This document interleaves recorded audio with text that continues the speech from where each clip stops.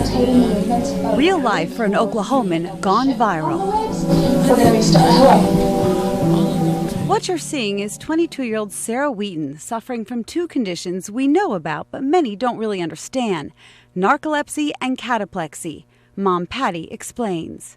Most people with narcolepsy not only have trouble with falling asleep at inappropriate times, they also have problems with falling asleep when they should fall asleep. Narcolepsy is often accompanied by cataplexy. That is the sudden loss of muscle tone.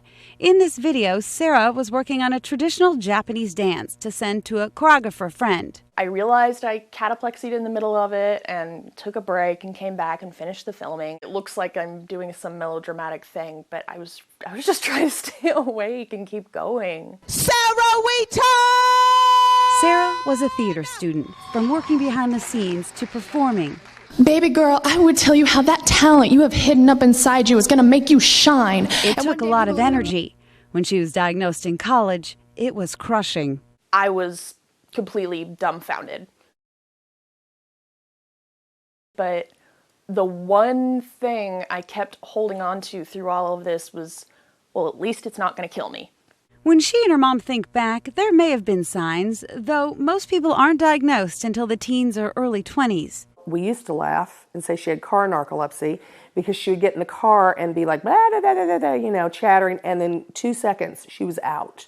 As I got a little older, it was a little, I guess you could say, odd that I would actually sleep when I went to things like lock-ins with the church. I probably have way too many pictures of her in her high chair asleep. Sarah said when she first saw this video of herself, she was stunned. It wasn't until I went back and watched it later that I realized, oh wow, no wonder everybody gets so freaked out. Then she realized this could be a chance to raise awareness about her condition, and she began posting videos on YouTube and other social media. I had honestly thought that, okay, maybe a couple of my Facebook friends will see this and then they'll understand a little bit more what I'm talking about. I have gotten feedback from around the world.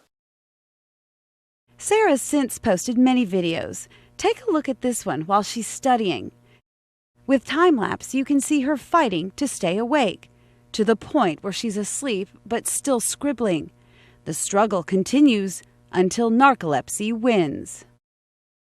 Narcolepsy is suffered by about 1 in every 2,000 people in the U.S. The cause of Sarah's type lies in a certain type of cell, according to Dr. Jonathan Schwartz of the Integra Sleep Disorder Centers. You have loss of the orexin cells in the hypothalamus, which kind of help to modulate the other wakefulness centers. Understanding narcolepsy is a work in progress. To cure this disease, narcolepsy with cataplexy, replacement of the hypocretin cells in this day and age is impossible. But other than that, it's very treatable. But Sarah says it is not going to win with her, and she's pushing others to know life doesn't sleep with this diagnosis.